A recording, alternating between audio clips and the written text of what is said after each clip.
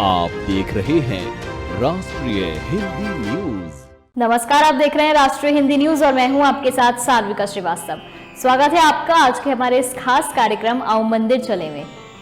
जहां मिली सागर से गंगा, करे 100 रस्ते पार, सारे तीर्थ बार बार, गंगा सागर एक बार। गंगा नदी का सभी नदियों की अपेक्षा विशेष महत्व है। ये पापों का नाश कर मोक्ष प्रदान करती है, इसीलिए गंगा सागर को एक बहुत बड़ा तीर्थ भी माना गया है। गंगा सागर भारत के तीर्थों में एक महातीर्थ है। गंगा जी इसी स्थान पर आकर सागर में मिलती हैं। इसी स्थान पर राजा सागर के 60,000 पुत्रों को मोक्ष प्राप्त हुआ था। यहाँ मकर संक्रांति पर बहुत बड़ा मेला लगता है, जहाँ लाखों श्रद्धालु गंगा स्नान के लिए आते हैं। कहते हैं यहाँ संक्रांति पर स्नान करने पर 100 अश्वमेध यज्ञ और 1000 गौवें दान करने का फल मिलता है। भारत की नदियों में सबसे पवित्र गंगा नदी है, जो गंगोत्री से निकलकर पश्चिम बंगाल में आकर सागर में मिलती है। गंगा का यहाँ सागर से मिलन होता है, उस स्थान को गंगा सागर कहते हैं। इसे सागर द्वीप भी कहा जाता है। ये स्थान देश में आयोजित होने वाले तमाम बड़े मेलों में एक गंगा सागर मेले के लिए सदियों से विश्व विख्यात है। हिंदू धर्म ग्रंथों में इसकी चर्चा मोक्ष धाम के तौर पर की गई है, जहां मकर संक्रांति के मौके पर दुनिया भर से लाखों श्रद्धालु मोक्ष की कामना लेकर आते हैं और सागर संगम में पुण्य की डुबकी लगाते हैं। पश्चिम बंगाल के दक्षिण 24 परगना जिले में स्थित इस तीर्थ स्थल पर कपिल मुनि का मंदिर है, जिन्होंने भगवान राम के पूर्वज और इक्ष्वाकु वंश के राजा सगर के 60,000 पुत्रों का उद्धार किया था। मान्यता है कि यहाँ मकर संक्रांति पर पुण्य स्नान करने से मोक्ष का मार्ग प्रशस्त होता है। मान्यता है कि गंगा सागर की तीर्थ यात्रा सैकड़ों तीर्थ यात्राओं के समान है। हर किसी को यहाँ आना नसीब नहीं होता। हालांकि ये उस जमाने की बात है जब यहाँ पहुँचना बहुत कठिन था, लेकिन अब आधुनिक परिवहन और संचार साधनों से यहाँ आना सुगम हो गया है। हिंदू ग्रंथों के अनुसार भगवान विष्णु धरती पर कपिल मुनि के रूप में अवतरित हुए थे। गंगा सागर में कपिल मुनि का प्रसिद्ध मंदिर भी है, जिन्हें भगवान विष्णु का अवतार माना जाता है। ये कपिल मुनि के प्राचीन आश्रम स्थल पर बना हुआ है। मान्यता है कि कपिल मुनि के समय राजा सगर ने अश्वमेध यज्ञ करके यज्ञ के अश्वों को स्वतंत्र छोड़ दिया था। ये अश्व जिस राज्य से जाते, वहां के राजा या व्यक्ति विशेष को राजा की अधीनता स्वीकार करनी पड़ती थी।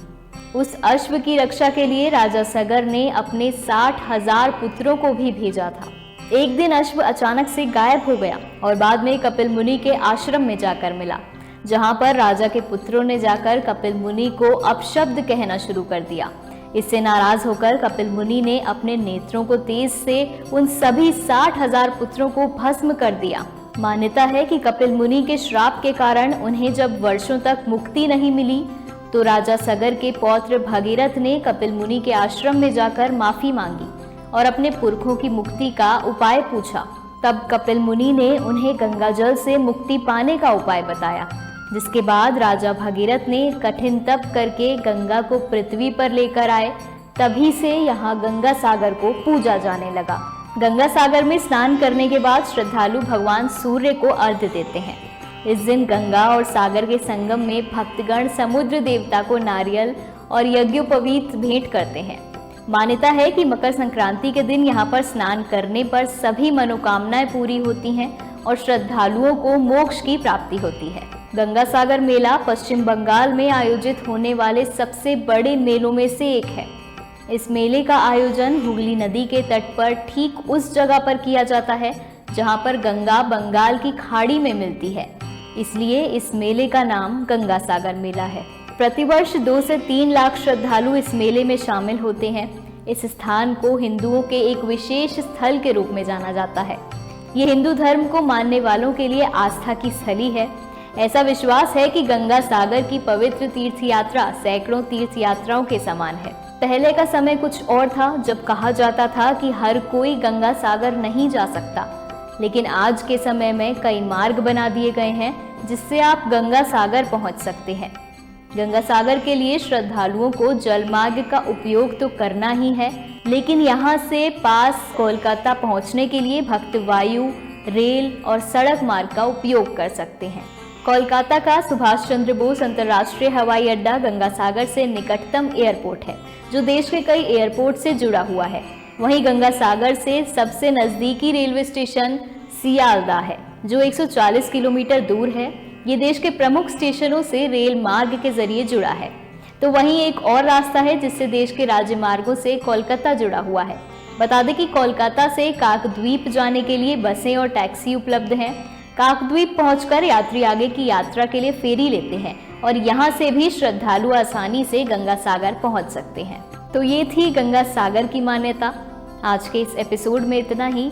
अगले हफ्ते फिर से हर बुधवार की तरह हम आपको लेकर चलेंगे किसी ऐसे चमत्कारी धाम में जिसके रहस्य जानने के बाद आपका मन भी प्रफुल्लित हो उठेगा। तब तक के लिए मुझे दीजिए इजाजत और देश और दुनिया की तमाम खबरों के लिए देखते रहिए राष्ट्रीय हिंदी न्यूज। धन्यवाद।